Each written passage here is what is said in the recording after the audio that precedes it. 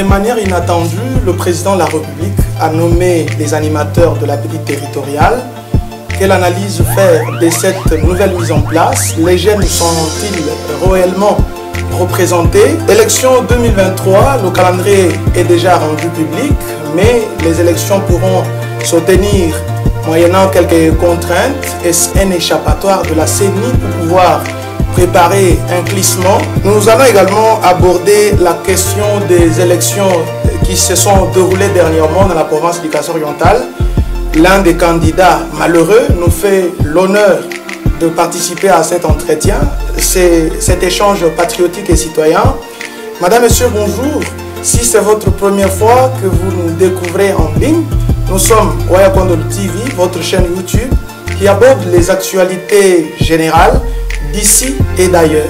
La caméra est bien sûr contrôlée par Jean-Tchaka Omoloaï qui nous permet également de réaliser cette émission. Nous faisons également allusion à Ronsard Loabeya qui nous aide d'une manière ou d'une autre. Bienvenue à tous.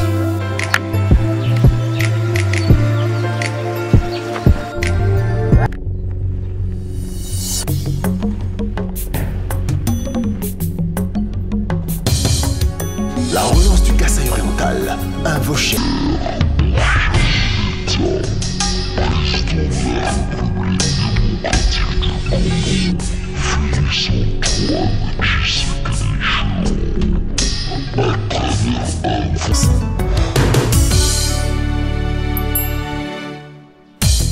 Nous sommes riches pourtant croupis dans la misère. Terre fertile, sous-sol doté d'immenses potentiels.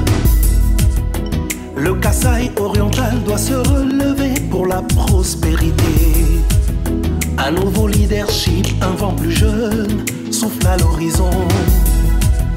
Un esprit vif aux idéaux forts pour le progrès des Kasaïens. Une nouvelle espérance avec trésor pour nous, un départ nouveau. L'économie, le social, l'éducation seront désormais assurés. L'heure a sonné, mettons-nous au travail pour le progrès du Kasaï-Oriental. Kasaï-Oriental, Naya compara les mains, Mabia, Mabia.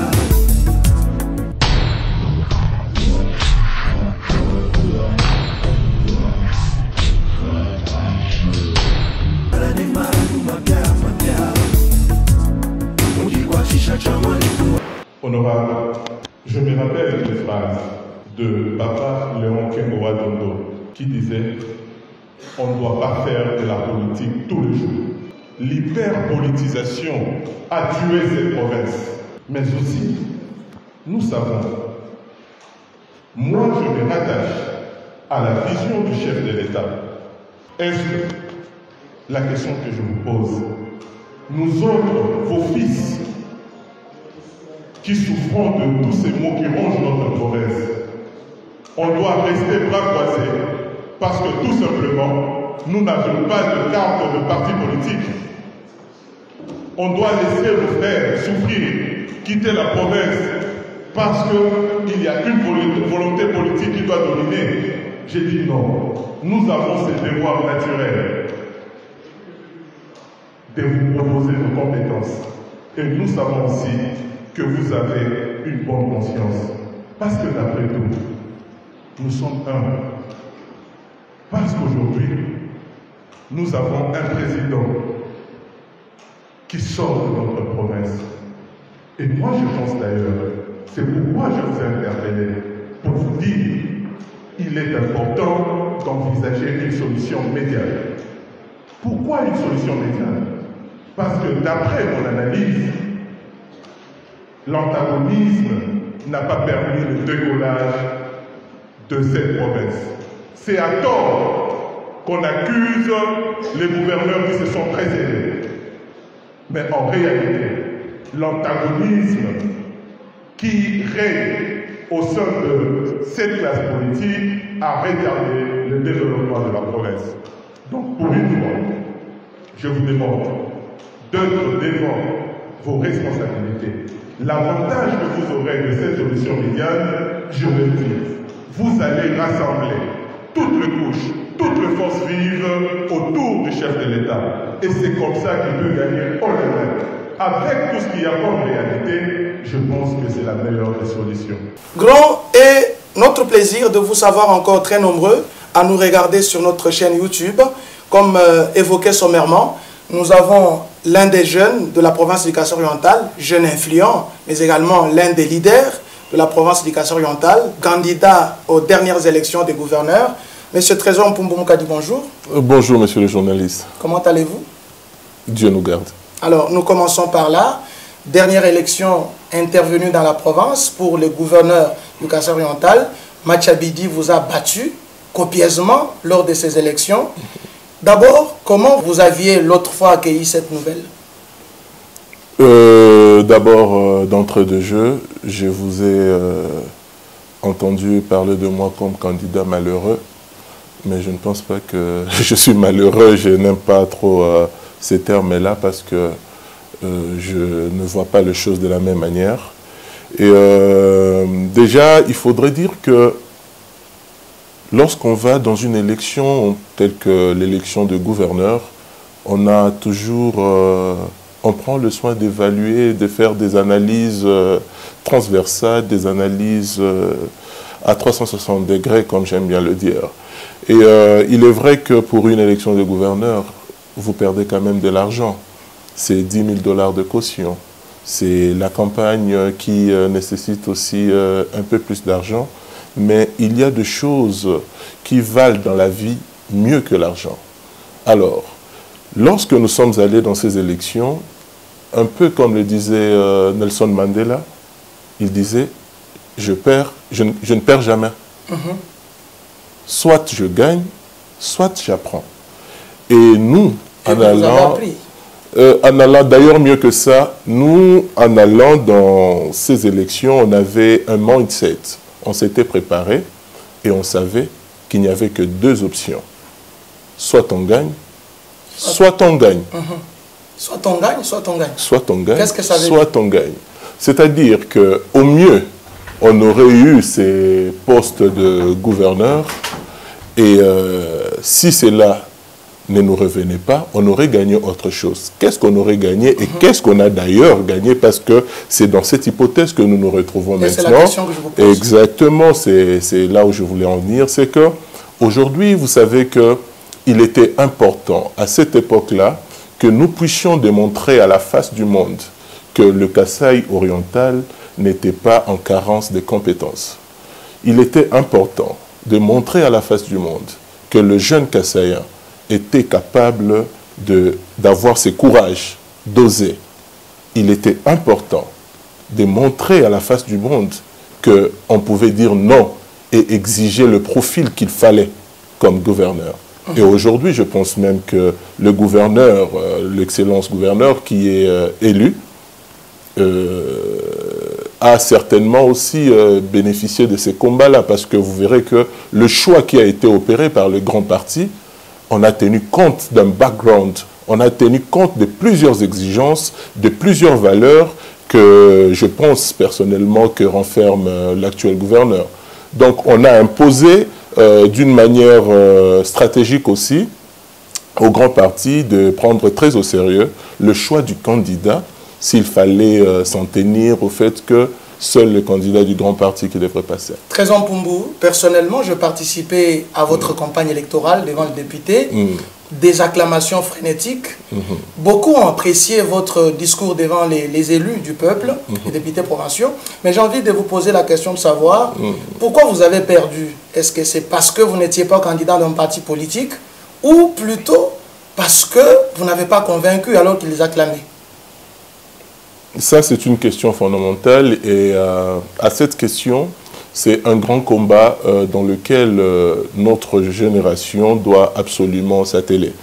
Vous vous souviendrez avec moi que le chef de l'État, ici comme symbole de l'unité nationale, à Kananga, il a eu à le dire à cette époque à la population que demander aux députés provinciaux de voter les gouverneurs que vous voulez. Voyez-vous. Et nous, je ne pense pas qu'on a eu tort de croire en cette parole du chef de l'État qui présageait en fait des élections où les députés étaient... il n'y avait pas, les députés ne devraient pas être considérés comme des caisses de résonance ou de moutons de panurge. Et nous y sommes allés, mais je ne voudrais pas revenir sur ce qui a été fait. Et on l'assume sportivement. Mais je pense que ne pas appartenir dans un parti politique a beaucoup joué aussi. Mais est-ce qu'il faut absolument appartenir à un parti politique pour accéder à des postes de responsabilité? Est-ce que par moment, et d'ailleurs à cette question j'avais répondu au député qui m'avait adressé cette question pour dire, est-ce qu'on ne faisait pas de l'hyperpolitisation? Est-ce qu'on devrait mettre de côté certaines compétences parce que tout simplement, ils ne sont pas de notre parti politique ou de notre obédience politique? Et que faisons-nous de la Constitution ou de l'article 13, si je ne me trompe pas, de la Constitution, qui voudrait que chaque Congolais qui a des compétences puisse accéder de ces droits-là de servir la nation sans pour autant qu'on tienne compte de ses couleurs politiques ou autres? Mais je sais que c'est un combat qui viendra avec le temps. C'est une réalité qu'on peut vivre, mais qu'on pourra toujours améliorer si on continue à oser, oser, oser, oser. Ça finira par changer. Êtes-vous découragé de cette débâcle? Il n'y a pas eu de débâcle. Et parce qu'il n'y a pas eu de débâcle, il ne peut y avoir découragement. Je vous disais tantôt qu'il y a des choses qui sont plus grandes que nous. Et moi, dans ma vie, j'ai appris à me battre pour des choses plus grandes que moi-même. Et d'ailleurs, je vous ai dit qu'à l'issue de ces élections, il n'y avait que deux possibilités. Soit je gagne, soit je gagne. Et aujourd'hui, parce que j'ai gagné, pourquoi je serais découragé? Bien au contraire, ça nous a vraiment encore réarmés. Ça nous a beaucoup appris, si je dois reprendre tes mots. Donc, il n'y a pas de découragement. Il y a encore beaucoup plus d'énergie à pouvoir continuer et le combat que nous menons, ce n'est pas pour nous-mêmes et c'est pour notre peuple et je pense que nous allons y aller sans relâche. Quelles sont alors les ambitions de Trésor Mpumbu Mukadi pour les prochains jours? Ça sera très tôt peut-être pour me prononcer. Ce qui est sûr, c'est que ma plus grande d'abord ambition pour le moment, c'est peut-être qu'on aura à en parler, c'est absolument d'essayer de rassembler du mieux qu'on le peut les bonnes personnes. Parce que j'estime que le plus grand défi que nous avons, nous, en tant que Congo ou soit les pays africains, c'est l'incapacité de bonnes personnes à pouvoir se mettre ensemble, réfléchir pour le changement. Et c'est ce que je me donne d'abord comme challenge, du mieux que je le peux. J'en appelle à un grand rassemblement de toutes ces personnes épris de cette volonté de changement, de toutes ces personnes qui pensent qu'ensemble, on peut transformer notre province, notre pays, par nos idées, par nos actions, par nos projets. Il est important qu'on se mette ensemble, qu'on réfléchisse ensemble et qu'on mène des actions communes. Connaissez-vous personnellement le gouverneur élu? Exactement. J'ai eu, je vous ai dit que pour moi, j'étais d'abord content du choix qui a été fait de sa personne en tant que candidat. C'était d'ailleurs là déjà la première victoire dans ces élections. Donc dans ces élections de gouverneur, pour moi, j'ai commencé à gagner avant même les élections. Quand j'ai vu le choix qui a été opéré, je me suis dit, le grand parti a compris quelque chose. C'est-à-dire qu'il y a plusieurs paramètres qui ont été pris en compte dans le choix du candidat qui a été présenté, notamment son background et voire même aussi sa tranche d'âge, hein, un peu. Vous avez vu que moi, comme beaucoup d'autres camarades jeunes, nous étions nombreux et j'ai eu à le dire que le jeune Kassaïen, Kassaïen voulait être en avant-plan et en avant-garde de la chose publique et je pense que le gouverneur est issu de notre souche. J'étais déjà content et par le fait d'être content, j'ai eu à le rapprocher, je pense, et c'est quelqu'un de très ouvert et je pense même que j'étais parmi les premières personnes à l'avoir félicité après son élection. Vous collaborez bien, maintenant même? Je ne sais pas quel contenu vous donnez au terme collaborer, mais c'est quelqu'un de très accessible. Quand je vais la voir au téléphone, je l'ai toujours eu. Quand j'écris, il me répond et tel que je suis en Mbuji-Mayi, je ne manquerai pas de passer pour lui présenter des civilités à tout seigneur, tout honneur. Et votre projet de société, qu'est-il devenu? Classé dans les tiroirs ou rejeté ou alors oublié? Je pense qu'un projet de société, s'il est défendu publiquement, c'est parce qu'on estime que ça peut être mis à profit de qui veut l'exploiter. Mon projet de société a été défendu publiquement et s'il se trouve qu'on a pu voir dedans un peu de bonnes choses qu'on peut retirer ça et là, ça peut toujours être fait. Et si on par le gouverneur? Bon, c'est lui le patron, c'est lui le garant de sa vision. Il se peut qu'il y ait certaines choses qu'il peut trouver intéressantes dedans, tout comme pas aussi, mais s'il le trouve, il peut toujours exploiter, ou si soit encore, s'il recourt à notre petite expertise, on peut toujours le lui apporter volontiers. Merci à vous tous de continuer à nous regarder. Vous pouvez vous abonner sur notre chaîne YouTube. Nous recevons aujourd'hui, et pour ces créneaux, donc Maître Trésor Mpumbu Mukadi, qui est candidat au gouverneur pour les élections récentes. Nous parlons avec lui de plusieurs actualités, mais également de son expérience, de sa récente expérience pour les élections de gouverneur. Trésor Mpumbu Mukadi, comme les autres candidats, vous étiez quand même parti depuis un long moment. Actuellement, vous êtes en Mbuji-Mayi. Quel bon vent vous amène ici? Déjà, ma présence en Mbuji-Mayi n'est pas un événement. Avant que je ne sois candidat, j'étais très souvent en Mbuji-Mayi. Moi, je porte le Kasaï oriental dans mon cœur. S'il fallait, par exemple, que je puisse m'activer politiquement, je pense que je le ferais mieux à Kinshasa. Mais c'est plus fort que moi, en fait. Je porte le Kasaï oriental dans mon cœur et j'y suis très souvent. Donc pour moi, c'est un non-événement. Ceux qui sont à l'aéroport savent que de temps en temps, je viens même à l'occasion de rien pour voir mes frères et sœurs. Et aujourd'hui, peut-être on aura à en parler. Il y a aussi quelque chose d'un peu spécial qui me ramène ici. Mais sinon, ce n'est pas un événement. Comment vous avez trouvé Mbuji-Mayi cette fois-ci? C'est vrai que vous venez tous les jours, mais pour cette fois-ci, comment vous avez trouvé la ville? Bon, c'est vrai qu'on doit avouer qu'il y a quand même, si je dois le dire, ce sont les premières impressions, hein? Quelques tronçons de route qui ont été faites. Et, dans le cadre du projet Tshilé-Gelou? Dans le cadre du projet Tshilé-Gelou. Ce sont les travaux sous l'impulsion du président de la République? Oui, ça profite toujours à notre population. Moi, je n'entrerai pas dans ces débats-là. Mais sinon, c'est ce que j'ai pu voir.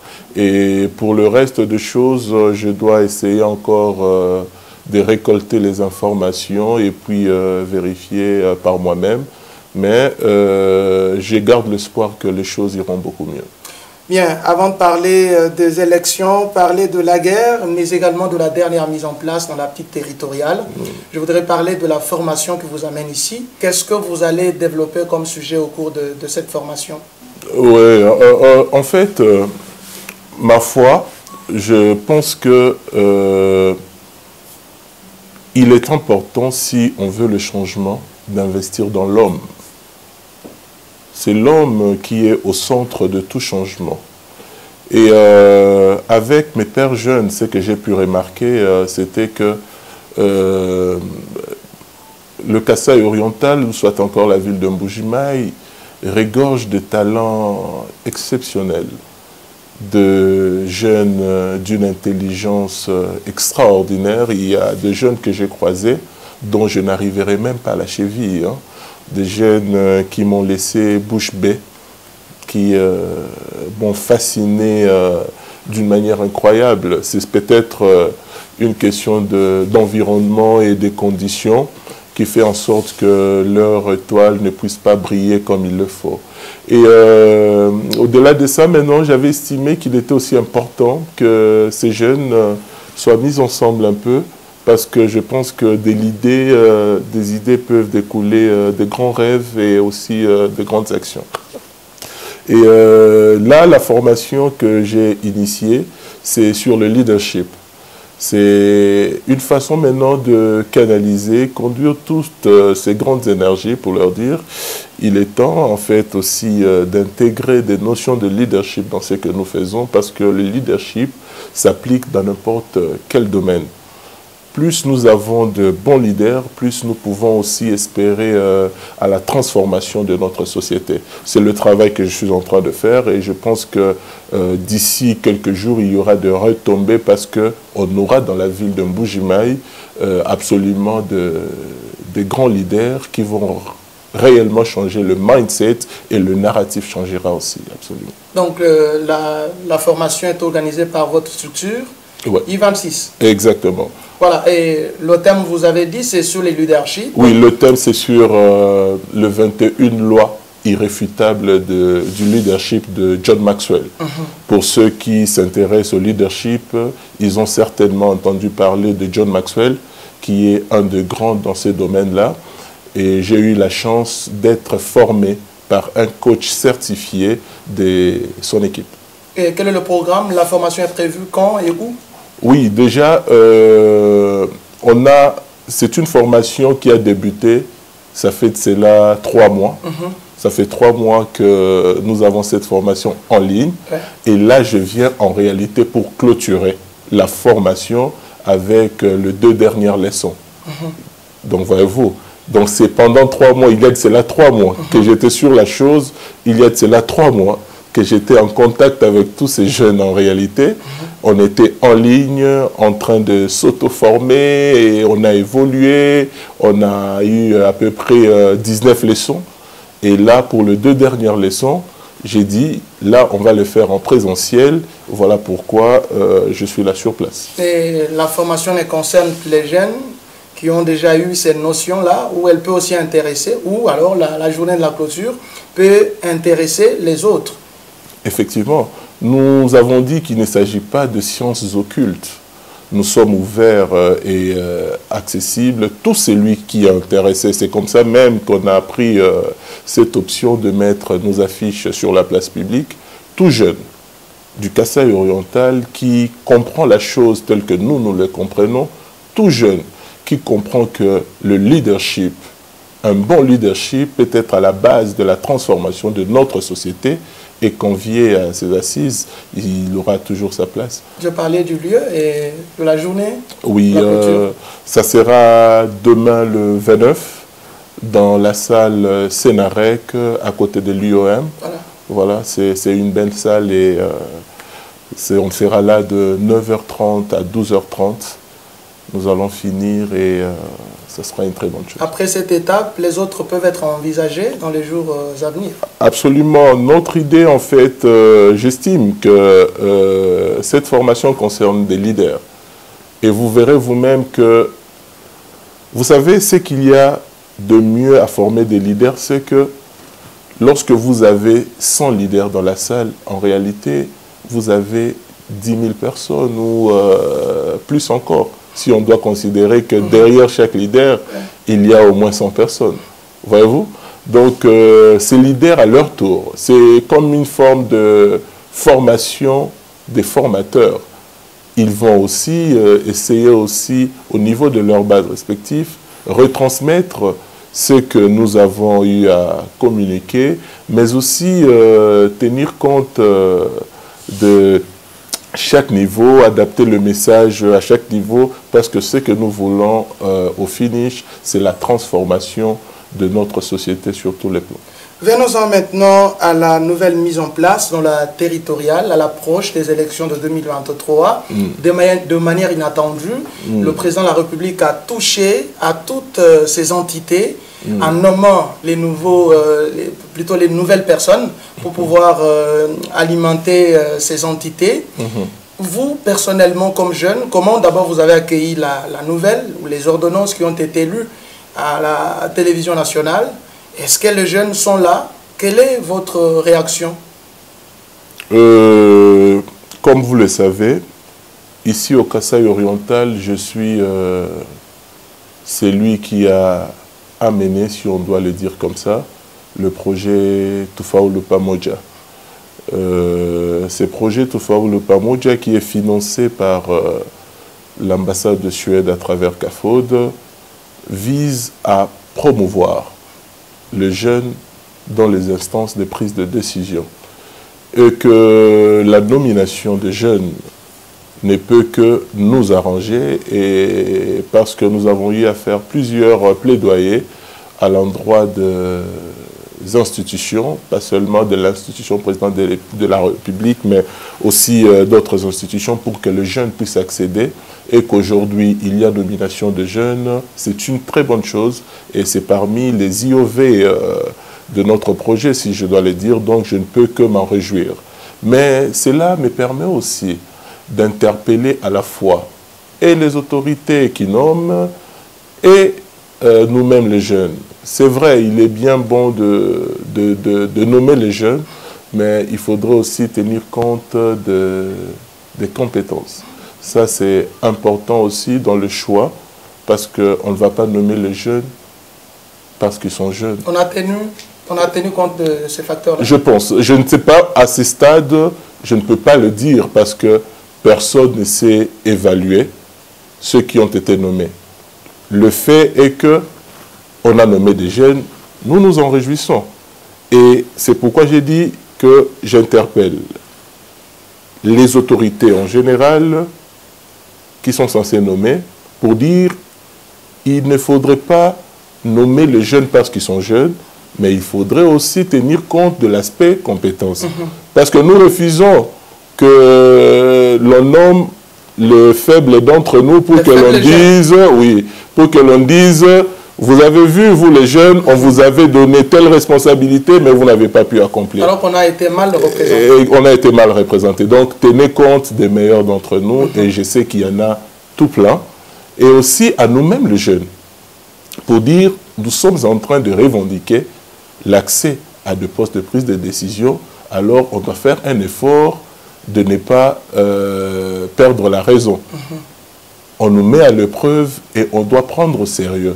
Comprendre que lorsqu'on nous confie des postes de responsabilité, on nous confie en réalité la vie des familles entières, la vie des personnes, et qu'il est important de comprendre que notre incompétence peut conduire à la mort. Parce que c'est lui qui ne mange pas, peut mourir de faim. C'est lui qui n'est pas bien soigné, va mourir de la maladie. Il faudrait en fait que nous sachions que lorsque nous accédons à des postes de prise de responsabilité, on est appelé à décider sur la vie des gens. Et ça doit être pris au sérieux. Si on estime qu'on a des lacunes, il faut s'auto-former. Il ne faut pas, parce qu'il n'y a pas de gens complets en fait aussi en soi. On apprend tous les jours, mais pour mieux apprendre, il faut commencer par reconnaître ses ignorances, et c'est par là qu'on peut apprendre. Il y a 2 jours exactement, le président de la CENI, Denis Kadima, a dévoilé le calendrier pour les élections en 2023. Est-ce que le délai sera respecté? C'est la question que l'on se pose, parce que déjà, lui-même avoue qu'il y a moult contraintes. La question que je voudrais vous poser, Maître Trésor Mpumbu Mukadi, est-ce un échappatoire pour, comment dire, glisser, alors que l'opposition réclame jour et nuit la tenue des élections délai? Cette question, moi, je l'aborderai autrement, parce que, de par mes analyses, je trouve que depuis 1960, notre pays est en train de connaître des cycles d'éternel recommencement. Voyez-vous? Il nous faut, à un certain moment, penser à des solutions pérennes, et non pas limiter la vie de tout un État à 5 ans de mandat. Voyez-vous? Est-ce qu'il fallait absolument s'empresser d'organiser les élections parce que dans 5 ans, les mandats devraient finir, que ces élections soient biaisées ou pas?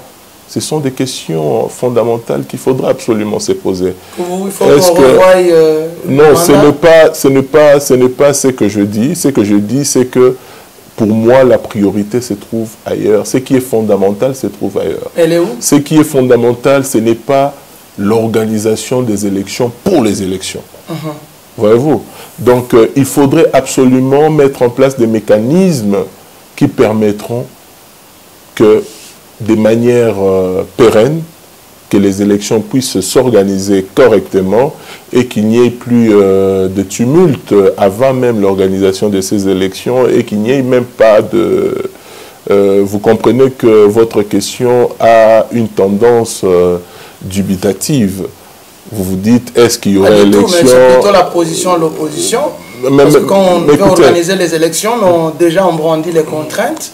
Mais effectivement, c'est un technicien et je pense qu'il parle du haut de son expérience lorsqu'il parle des contraintes. Et je pense que les contraintes, il y en a toujours dans toute chose, mais c'est déjà quelque chose qui doit nous alerter, voyez-vous.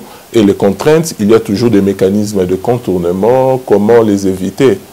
Alors, est-ce qu'on va mettre en place tout ce qu'il faut pour les éviter? C'est pourquoi je t'ai dit, lorsqu'on va réfléchir sur des solutions pérennes, vous verrez qu'il n'y aura pas cette histoire de contraintes parce qu'on aura déjà pris en compte ce qu'il faut pour l'organisation des élections et que cela pouvait même se préparer avant.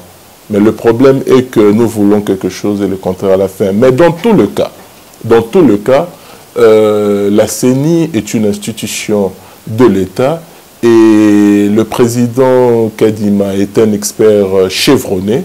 Lorsqu'il a pris ce courage de publier le calendrier, on peut lui accorder le bénéfice de ce crédit-là, que ça sera réellement fait comme il nous l'a présenté. Les Congolais ont besoin de quel genre de président? Critérium, en 2023, c'est vrai qu'on sait que le président Tshisekedi va plutôt totaliser un mandat. Il aura besoin d'en avoir un deuxième, mais de manière objective. Quel est le critérium pour avoir un bon président de la République en 2023? Déjà, le vote est quelque chose d'individuel. Voyez-vous? Donc, ce qui fait que le critère que peuvent décrire M. Trésor ne seront pas le même que M. Jean-Baptiste. Voyez-vous? C'est comme ça que vous trouverez. Dans un pays comme les États-Unis, il y a des démocrates, il y a des républicains. Les démocrates vous diront que nous, on pense que l'avortement n'est pas quelque chose de mauvais, nous sommes pour l'avortement. Les républicains vous diront que la vie humaine étant sacrée, nous ne sommes pas pour. Donc, ils se partagent. Du coup, le président qui viendra, c'est que s'il est démocrate, il soutiendra la thèse démocrate. Donc, vous voyez que le critère s'est fait sur base d'idéologie et autres choses peut-être qui doivent encore être consolidées ici dans notre pays. Mais dans tout état de cause, peu importe les tendances en termes d'idéologie ou de courant politique, il nous faut absolument un président qui prend en compte le bien des Congolais. Avec un ami que je salue, il va se reconnaître à Kinshasa, on discutait sur la bantoucratie. Qu'est-ce que ça veut dire? Oui, parce qu'en réfléchissant, on parlait de penser à un système qui devrait correspondre le mieux avec nous-mêmes, penser par nous-mêmes. Est-ce qu'il n'y avait pas quelque chose qui pouvait se rapprocher de nous en tant que Bantous, en tant qu'Africains? Et c'est là où nous avons dit pourquoi aussi ne pas parler de la bantoucratie. Et la bantoucratie, d'ailleurs, on l'a améliorée pour dire que c'était un pouvoir de gens bien pour le bien des gens. Donc le président qui devrait venir doit absolument être un président bien pour le bien des gens. Merci bien. On va aborder le tout dernier point de cet entretien. Il est consacré à la guerre dans l'est du pays. C'est une guerre asymétrique. Autant de morts sont dénoncés ou décriés dans cette partie est du pays. Des efforts sont déployés, si vous voulez, consentis par le pouvoir actuel. Et d'ailleurs, les mini-sommets de Luanda, accostés par un accord de cessez-le-feu, qui devait entrer en vigueur le vendredi dernier, avec justement décision prise pour que le M23 puisse quitter les positions occupées dans la partie Est à partir du vendredi dernier. Mais jusqu'à aujourd'hui, le M23 continue à garder ses positions. Et puis, le président Tshisekedi, dernièrement, a justement dévoilé sa bonne volonté de collaborer avec les pays voisins, à l'instar du Rwanda, qui opèrent justement sous les couverts du M23, les terroristes du M23, qui ont d'ailleurs occupé quelques zones de l'Est du pays. Maître Trésor Mpumbumuka dit, la guerre n'a que trop duré. Que faut-il faire? Le président Tshisekedi a, je l'ai évoqué tout à l'heure, dévoilé sa volonté à privilégier les voies diplomatiques. Mais beaucoup de Congolais ou une partie des Congolais estiment qu'il faut déclencher une guerre contre le Rwanda. D'abord, pour cette question, je voudrais vous dire, vous répondre en tant que U26. Nous sommes fortement préoccupés par cette guerre injuste que nous subissons, ça fait de cela plus de 2 décennies. Et pour vous dire, ce que nous pensons, c'est que nous ne sommes pas à l'aise en tant que Congolais de voir qu'il y a une partie du Congo qui n'est pas en paix, parce que le Congo, pour nous, c'est un corps. Lorsque le bras souffre, c'est tout le corps qui devrait souffrir. Et c'est pour cela, d'ailleurs, nous en appelons à la conscience de tous les Congolais, où qu'ils se trouvent, de prendre en compte le fait que notre pays est agressé et de se priver d'être en paix aussi longtemps que nos frères de l'Est ne sont pas en paix. Parce que justement, nous militons pour la construction d'une nation. Et aujourd'hui, on parle de guerre de l'Ukraine. On ne parle pas de guerre à l'est ou à l'ouest de l'Ukraine. On vous dira qu'il y a guerre à l'Ukraine. C'est comme ça, même en termes de terminologie, on a toujours aussi refusé ou refuté cette histoire du guerre de l'Est. Il y a guerre au Congo. Il faut changer de narratif. Il faudrait que le Congolais du Kasaï oriental sache qu'il y a guerre au Congo. Il n'y a pas guerre à l'Est. Parce que si ces M23 ou ces Rwandais peuvent avoir le courage d'avancer, ils avanceront, ils vont envahir tout le Congo. Il y a guerre au Congo, il n'y a pas guerre à l'Est. Exactement. Et ça va nous permettre à ce qu'au niveau de notre mindset, que nous prenions en compte que chaque matin que le Congolais se lève, qu'il n'y ait pas de Congolais indifférents sur ce qui est en train d'être fait sur notre sol. Et pour maintenant revenir sur votre question de comment faire pour sortir. Moi, je pense personnellement qu'il faudrait travailler sur 3 dimensions, et je pense que c'est ce qui est en train d'être fait. Vous avez évoqué la possibilité de faire la guerre, mais écoutez, ça, ce n'est qu'une des possibilités. Mais les 3 dimensions dont je parle ici, la première, c'est la dimension des politiques. Je parle de politique au pluriel. Il faudrait absolument revoir nos politiques.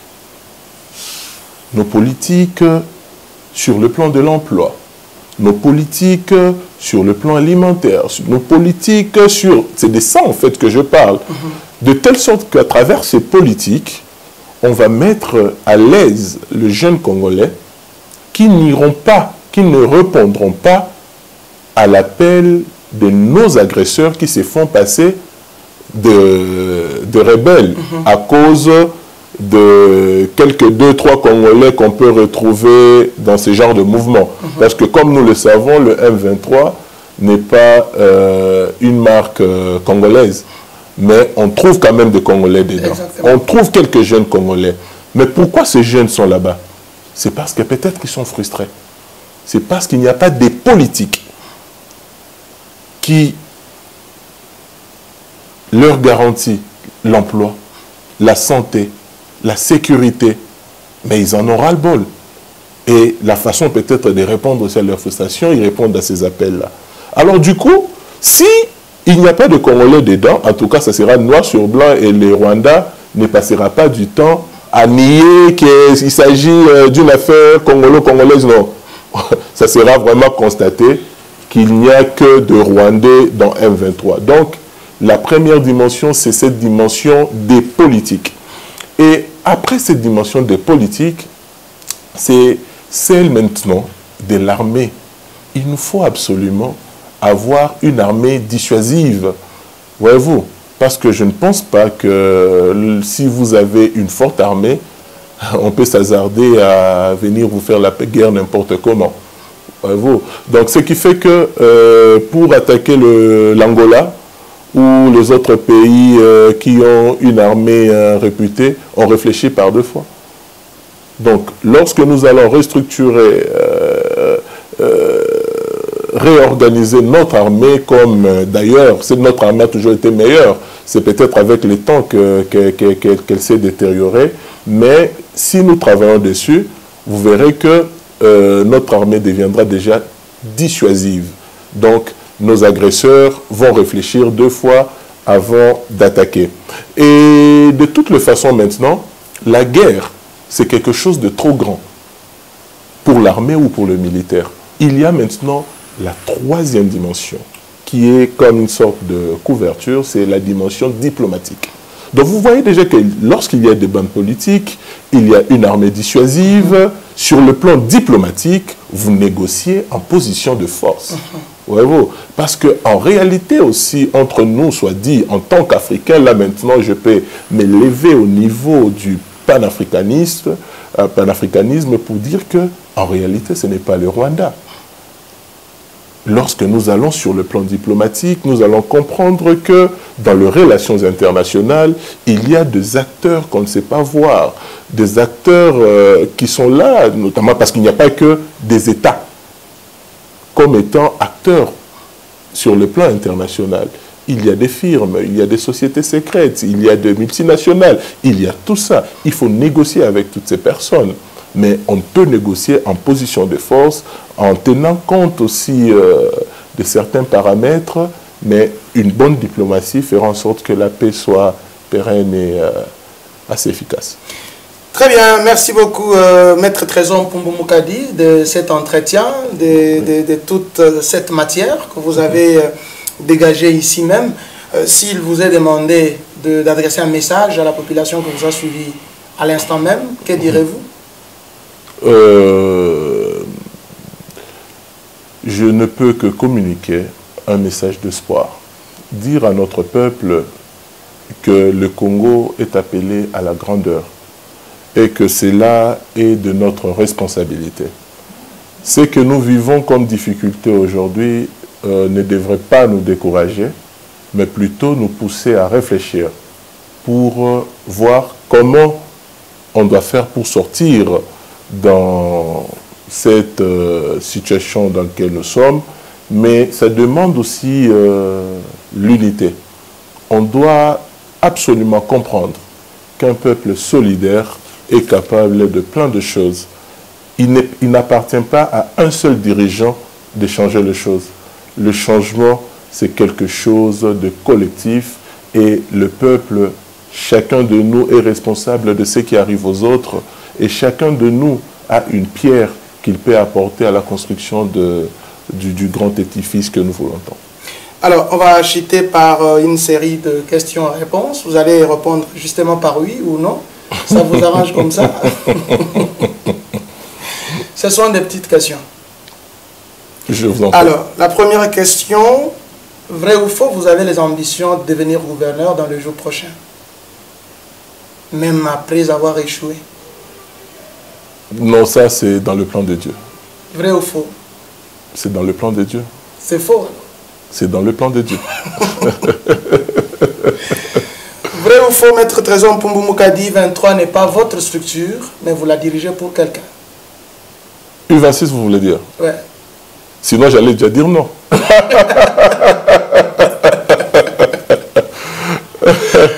Non, je dois nuancer. Il faut... U26, c'est une structure, c'est vrai que je suis parmi les fondateurs, mais c'est une structure qui se veut être une structure des Congolais. Du coup, je ne peux pas dire que c'est ma structure. C'est une structure des Congolais. Un jour, je ne suis pas un président à vie de U26. Un jour, je passerai, il y aura une personne qui prendra la direction. Dernière question. Vrai ou faux, vous n'avez jamais, je dis bien jamais, croisé le président de la République en face? Et vous avez parlé du Kassai oriental en présentiel. Je ne comprends pas votre question. Vrai ou faux, vous n'avez jamais croisé le président de la République en présentiel pour lui parler du Kassai oriental? Vous savez qu'on ne parle pas du président de la République comme ça.